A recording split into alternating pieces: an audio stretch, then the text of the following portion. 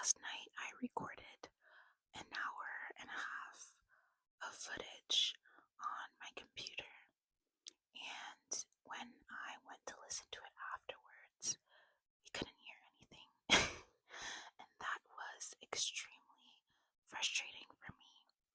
And so I decided that I would film it differently today. Yesterday I filmed, it was around like 1 a.m. And so I think that's why, like, my frustration, like, I went to sleep discouraged, but also I was like, okay, like, I'll try it differently. And tonight I'll definitely try and do some trials with my ASMR mic. Because it really depends. Like, I think I need to speak a little bit louder on that mic, and on this one I can really whisper, like do a soft whisper, and you can hear really clearly. So today I'm recording on my phone and have a little bit of time before I go to work. I actually missed my class today because I got ready a little bit later because I had work at home and I wasn't done doing a couple things, sending out some emails and answering some messages. And then what had happened was I came out. I live in Quebec in Canada, and yesterday and this morning we had a huge ice storm, which is basically like icy rain. And what happened is it froze all over my car windows, and I got out too late for me to be able to heat up my car and defrost all the windows, and it literally took 30 minutes to defrost everything, and then I had to get out of my car, take a scraper, and scrape the ice off. And by that time, I realized that I was going to be like an hour late to class, and I feel like if I'm more than 30 minutes late for class, I'm definitely not going. I'm not trying to be disrespectful to the teacher and the other students. And if I was going to class in this afternoon, I was gonna have to pay parking. And so I'm just gonna do this video and then go straight to work. That's gonna be easier for me. And I'm also gonna get to work a little earlier so I get to have time to continue getting ready. Alright, so I wanted to do this video a little bit differently, not only with the style that I'm recording and the mic, but also on what we're going to talk about today. I'm basically going to redo the video that I did yesterday and try to say exactly what I said, but it might differ.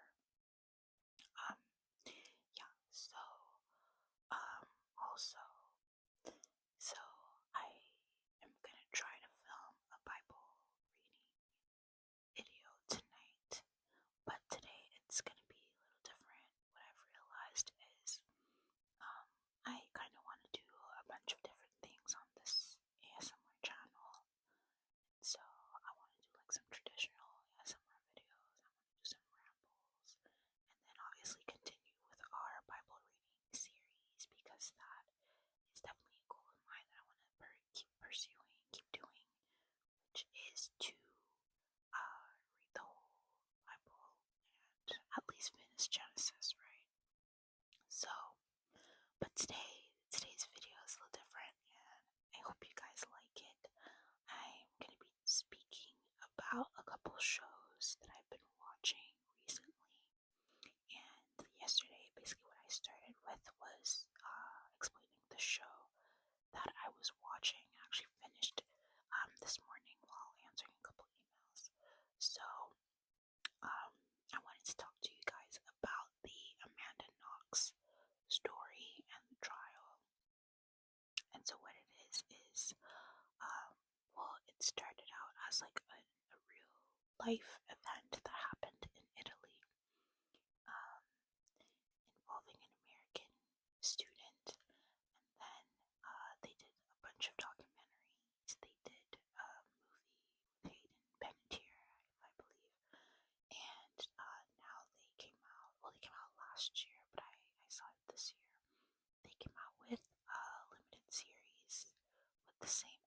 actress that is in the show Tell Me Lies. So it's actually really good. And so the Amanda Knox story, I'm going to be stating the events portrayed from her perspective, because everything I've watched from that story is from her perspective. But there are still people that believe that she is guilty. And so, like, take it with a grain of salt, obviously, with everything that happened. And I mean, you'll understand when I explain the story. I don't think she's guilty. I think she's innocent, personally, but it really depends on how you see things. And before I start this video, I really want to say that my heart goes out to the victim's family in that story, which is Meredith. I don't have her last name, unfortunately, but I just want to say that my heart and prayers go out to them, and I hope that they are. I mean, this happened in 2007, but because people are still talking about it, because there's a show that's coming out, I know that it's definitely difficult for them, and I hope that they're getting all the help and all the love and support that they need to get through this painful loss that is still, like, very definitely, I hope, well, I don't hope, but I imagine that it's still very painful till this day. Losing a sister and a family member must be very, very difficult. I cannot even imagine.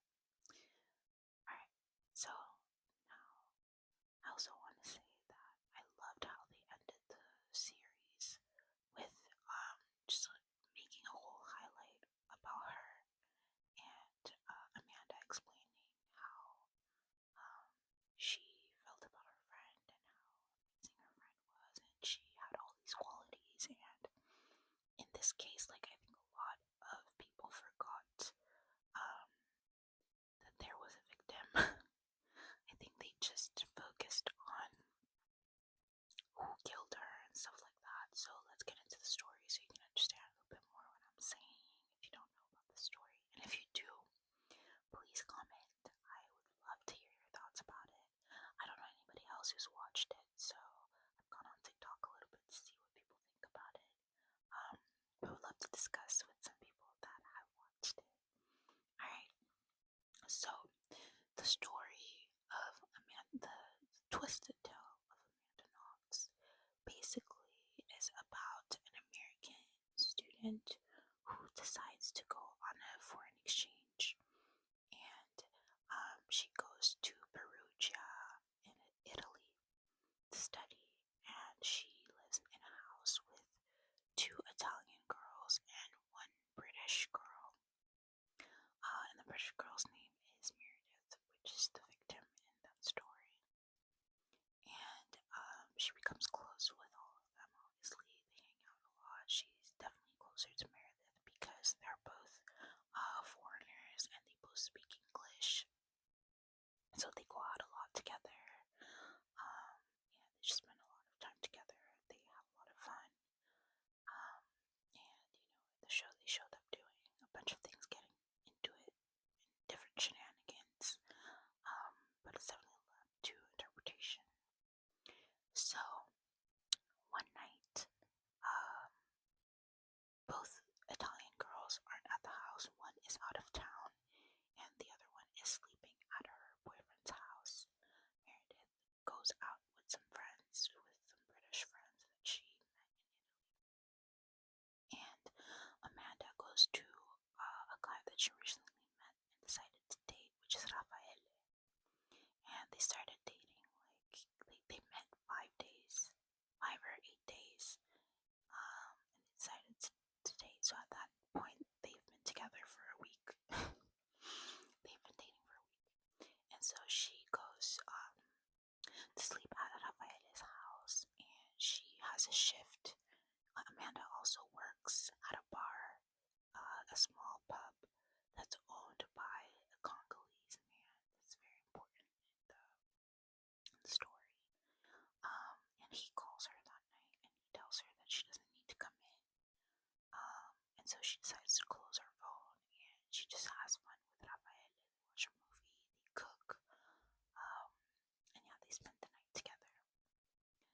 next day, Rafaele basically, I guess, planned an outing for them, and so she decides to go back home to take a shower and like grab some clothes and stuff to go on their little like romantic getaway weekend. When she gets to the house, the door is wide open, and she thinks that's really weird. She's like, "Why is the door really open?" So she goes into the house and she closes the door, locks the door, goes in the bathroom to basically get ready to take a shower, and realizes that there's a little speck of blood in the sink. So she goes, her immediate reaction, told from her like portrayal of events, she goes to see like her earring. She had recently gotten her ears pierced, so she thought that her ears were bleeding out, and it wasn't. So she was like, okay, like she didn't think too much of it, wasn't really alarmed. Got into the shower, comes out of the shower, goes in to dry her feet on the shower mat, and realizes that there's um, traces of blood on the shower mat. And so, but then she's really confused. She's like, did someone have their period and just didn't clean it up? Like, she's kind of disgusted. So she goes into the second shower, and that's when she notices in the second shower that there's a big poop. So basically, someone took a dump and did not flush it, and that's where she starts being really scared because she's like, the girls wouldn't do that, and like, no one is supposed to be here except maybe Meredith, and she knows that Meredith would not do that. So by that time, like, she's really scared, calls out to see if there's someone, doesn't get an answer, but she's still very scared, so she takes her stuff, goes back to her boyfriend's house, and comes back with him. In the show, she's shown just coming out with a mop and for like protection, which is like such a girly thing to do. But yeah, she comes back with Rafael, and they go inside the house together, and he checks every room, and they notice that one of her roommate's room, Filomena, is torn upside down. Her stuff are like trashed everywhere in the room, and her window is smashed open and like broken into. So that's when they start being really concerned, and Rafael basically mentions to Amanda that his sister works in police. She's a police officer, I believe. And so he's like, okay, let me call her, let me see if she can call the police for us, or basically tell them to come and like check the house out for us. By that time, they're waiting outside, and two men come in that are police, and they tell her that they're from the tech crimes unit, and that they came to bring back two lost phones that were found not too far that belonged to someone in the house. They basically tell Amanda that they belong to Filomena. Amanda's really confused because she's like, no, I just spoke to Filomena on the phone, like these are not her phones. And keep in mind that Amanda is American. She's studying in Italy, but she hasn't really learned Italian really well, so she's still like learning. She's not fluent, and so her boyfriend has to translate a lot of what's happening for her. And at that point, like, they're speaking really quickly, really loudly, so it's like very confusing. My boyfriend has to stop and translate to Amanda in English. And they're basically her boyfriend and Amanda are telling the police guys, oh, you're the guys that we called, and they're like, no, like, we're just here to bring back the phones, we traced them back here. And she's like, well, we didn't lose any phones, like, this is really weird, like, can you guys go in the house, like, we called the police so that they can go check for a burglary and a break and entering. By that time, Filomena comes back, and she tells the police guys, that those phones belong to Meredith, and that she had lended for one of the phones her SIM card because Meredith needed a SIM card to receive calls and texts in Italy, and the other phone was her English phone, I guess.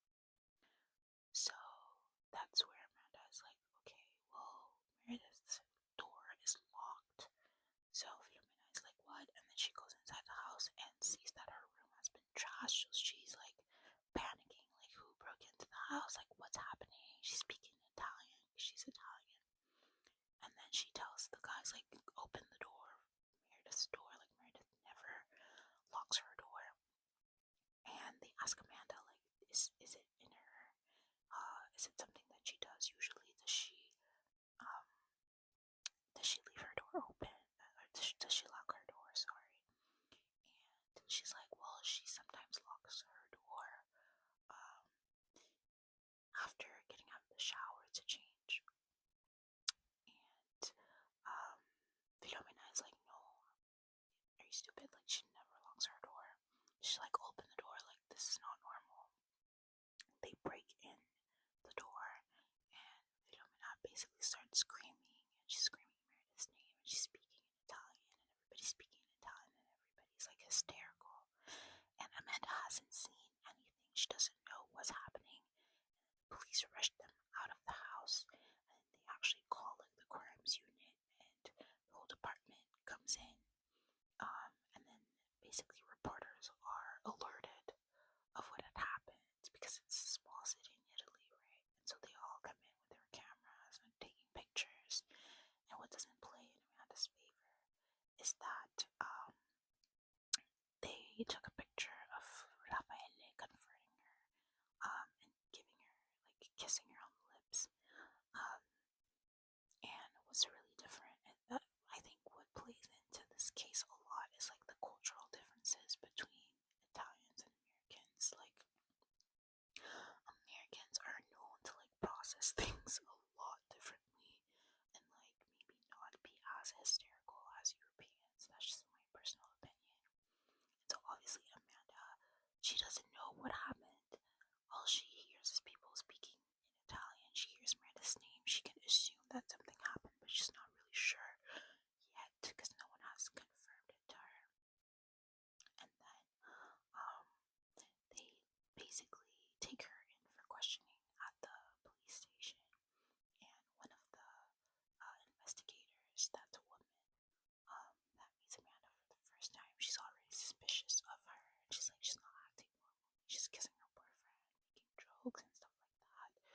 Which, I mean, later on you learn that maybe that was just like a coping mechanism or something. But they definitely get suspicious of her once they see her acting like this. So